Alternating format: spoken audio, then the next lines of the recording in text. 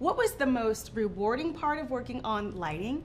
What was the most rewarding part working on the set? And what was the most challenging part? The most rewarding part for me was just the collaborative nature of it, working with Harley and Jordan really closely, Jordan being the DP in lighting and Harley the production designer on the art side, and the directors of the film. That part of it was just like a pleasant surprise, being really early on a project, getting to work on it for a long period of time, and really just helping shape the ideas of how we're going to use lighting to help support the story. The most challenging part was definitely the communiverse, trying to figure that out, and that couldn't have been done with, like, how should I say this? It was so difficult to do that it took a village, it took a whole team to really figure it out.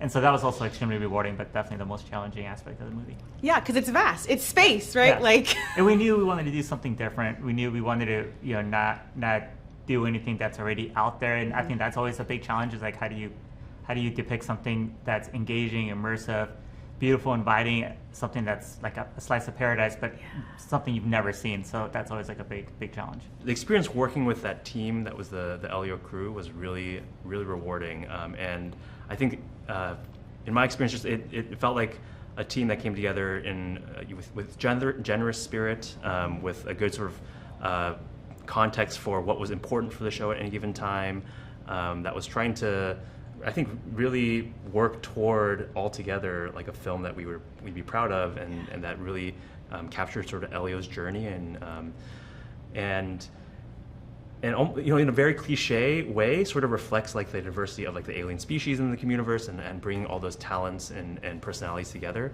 And for sets as well, like the communiverse is definitely one of the more challenging aspects of the film. That because of how open-ended it was, because of how vibrant it needed to be, how much it's featured through the film, and just even there are parts of it, because of the nature of it being this three-dimensional sphere that's with concentric layers that's always moving, that added a bunch of complexity to what we needed to do.